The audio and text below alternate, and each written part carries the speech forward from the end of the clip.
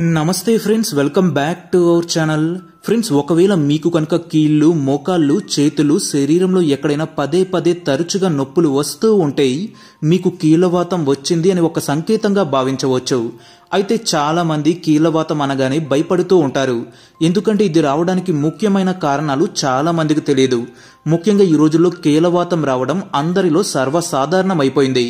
శరీరంలో ఒకటి కంటే ఎక్కువ ప్రదేశంలో నొప్పులు వస్తూ ఉంటే కీళ్లవాతంగా భావించవచ్చు. అయితే ఈ కీళ్లవాతం యొక్క ముఖ్య లక్షణాలు ఏంటంటే వాపులు, కీళ్లు, మోకాల ప్రదేశంలో ఎర్రగా వాపులు రావడం, నడుస్తున్నప్పుడు, కూర్చున్నప్పుడు ఆయా ప్రదేశంలో తరచుగా నొప్పులు రావడం, కీళ్లు పట్టుకుపోవడం లాంటి లక్షణాలు అధికంగా కనిపిస్తూ ఉంటాయి. అయితే ఫ్రెండ్స్, శరీరంలో ఈ కీళ్లవాతం రావడానికి 100కు పైగా కారణాలు ఉన్నాయి.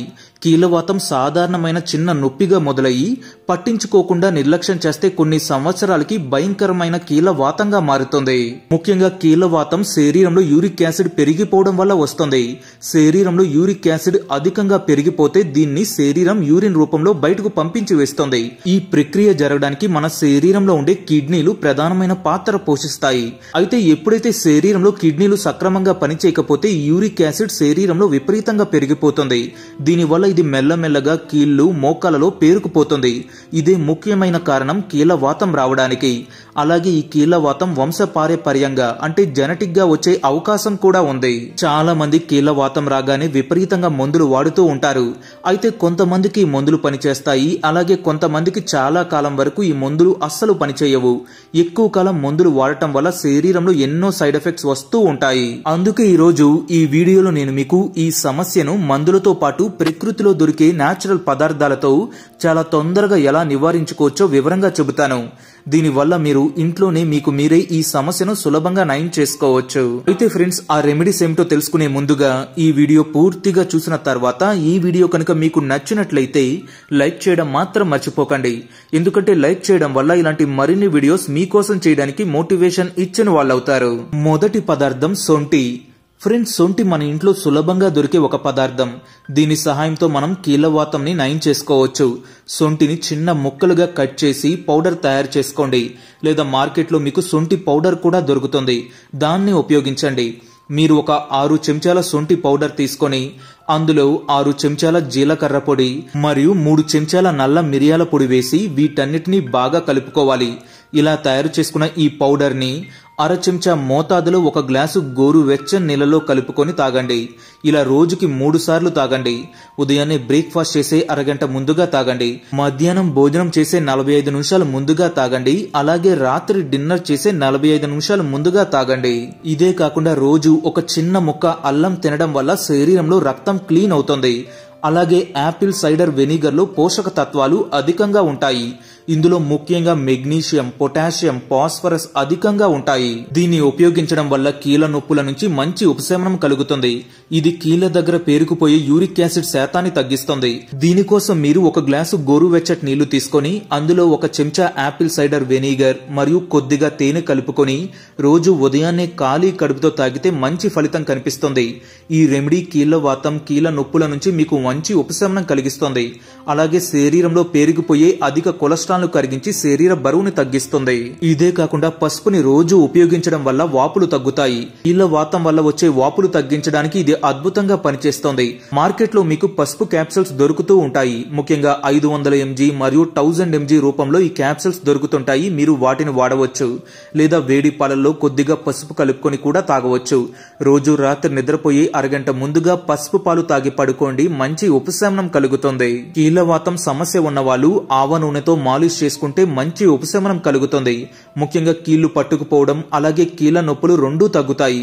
అయితే వాడే ముందుగా ఆవ నూనెను కొద్దిగా వేడి చేసి అందులో కొద్దిగా ఉల్లిపాయ రసం కలిపి నొప్పులు వస్తున్న ప్రదేశంలో అప్లై చేసి మెల్లమెల్లగా చేతి వేళ్లతో మసాజ్ చేసుకోండి. 4 నుంచి 5 నిమిషాలు మసాజ్ చేసుకొని ఆ తర్వాత ఆ ప్రదేశంలో ఒక పట్టీ కట్టేసి రాత్రి మొత్తం అలా వదిలేయండి. ఇదే కాకుండా సైంధవ లవణం శరీరంలో pH లెవెల్స్ ను బ్యాలెన్స్ గా ఉంచుతుంది. ఫ్రెండ్స్, శరీరంలో pH లెవెల్స్ బ్యాలెన్స్ గా ఉండటం చాలా అవసరం. ఎందుకంటే హై ఎసిడిటీ వల్ల కీళ్లవాతం లాంటి సమస్యలు పెరిగిపోతాయి. అర టీ గ్లాసు గోరువెచ్చటి నీళ్ళలో కొద్దిగా చిటికెడు సైంధవ లవణం మరియు ఒక అరచెక్క నిమ్మరసం కలిపి 1 స్పూన్ ఉదయం మరియు 1 స్పూన్ రాత్రిపూట ఈ మిశ్రమాన్ని తీసుకోండి. ఇదే కాకుండా ఒక టబ్బులో గోరువెచ్చటి నీళ్లు నింపి అందులో 1 గుప్పెడు సైంధవ లవణం కలిపి పాదాలు ఆ నీళ్లలో ఉంచి 1 అరగంట అలా వదిలేయండి. మంచి ఉపశమనం కలుగుతుంది. ఇదే కాకుండా ఫిష్ ఆయిల్ వాడటం చాలా మంచిది. ఎందుకంటే ఫిష్ ఆయిల్ లో ఒమేగా 3% అధికంగా ఉంటుంది. ఇది చాలా వేగంగా నొప్పులను నివారిస్తుంది. రోజు 1 లేదా 2 ఫిష్ ఆయిల్ క్యాప్సూల్స్ ను మీ డైట్ లో చేర్చుకోండి. ఉదయాన్నే నిద్ర లేవగానే కీళ్లవాతం ఉన్న వాళ్ళకి చాలా కష్టంగా ఉంటుంది. ఎందుకంటే రాత్రి మొత్తం ఒకే పొజిషన్ లో పడుకోవడం వల్ల చేతులు, కాళ్ళు, కండరాలు పట్టుకుపోయి నొప్పులు వస్తూ ఉంటాయి. దీని వల్ల లెగవటానికి కూడా వాళ్ళు చాలా ఇబ్బంది పడుతూ ఉంటారు. అందుకే రోజు ఫిష్ ఆయిల్ క్యాప్సూల్స్ ఉపయోగించడం వల్ల ఈ సమస్య నుంచి బయటపడవచ్చు. ఇదే కాకుండా మెంతి కూర కూడా ఈ సమస్యను తగ్గించడానికి అద్భుతంగా పనిచేస్తుంది. మెంతులు కీళ్లవాతం తగ్గించడానికి ఒక దివ్య ఔషధంలా పనిచేస్తాయి. రాత్రి నిద్రపోయే ముందుగా 1 స్పూన్ మెంతులను 1 గ్లాసు నీళ్లలో నానబెట్టుకుని ఉదయాన్నే ఆ నీళ్లను కొద్దిగా వేడి చేసుకుని ఆ మెంతులు తినేసి ఆ నీళ్లు తాగండి. దీనివల్ల కొద్ది రోజుల్లో మీకు ఒక మంచి ఫలితం కనిపిస్తుంది. ఇదే కాకుండా వెల్లుల్లి కీళ్లవాతం తగ్గించడానికి చాలా బాగా ఉపయోగపడుతుంది. మీరు 1 లేదా 2 వెల్లుల్లి రెబ్బలను 1 గ్లాసు పాలలో కలిపి మరిగించుకొని ఆ తరువాత ఆ పాలను తాగేసి ఆ వెల్లుల్లి రెబ్బలు బాగా నమిలి తినండి.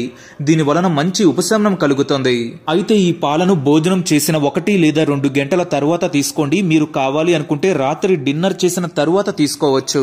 ఇదే కాకుండా కర్పూరంలో వెల్లుల్లి రసం కలిపి మెత్తగా చేసుకుని ఆ మిశ్రమాన్ని నొప్పి వస్తున్న ప్రదేశంలో అప్లై చేసి మాలిష్ చేసుకోండి. దీని వలన మంచి ఉపశమనం కలుగుతుంది. అలాగే ఫ్రెండ్స్, రోజు మంచినీళ్లు ఎక్కువగా తాగండి. కనీసం రోజుకి 3 నుంచి 4 లీటర్ల నీళ్లు ఖచ్చితంగా తాగండి. లిమిటెడ్ గా నియంత్రణలో భోజనం చేయండి. విటమిన్ సి మరియు పచ్చి కూరగాయలు ఎక్కువగా తీసుకోండి. ఫైబర్ శాతం ఉండే ఆహారం, ఉదాహరణకు దలియా, సజ్జలు, జొన్నలు లాంటి వాటిని కూడా మీ డైట్ లో తీసుకుంటూ ఉండండి.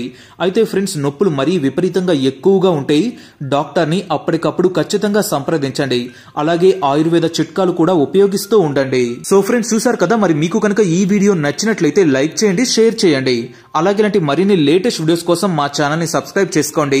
పక్కనే ఉన్న బెల్ బటన్ పైన క్లిక్ చేయండి. మరో కొత్త లేటెస్ట్ వీడియోలో మళ్ళీ కలుసుకుందాం. అప్పటి వరకు take care. By bye friends.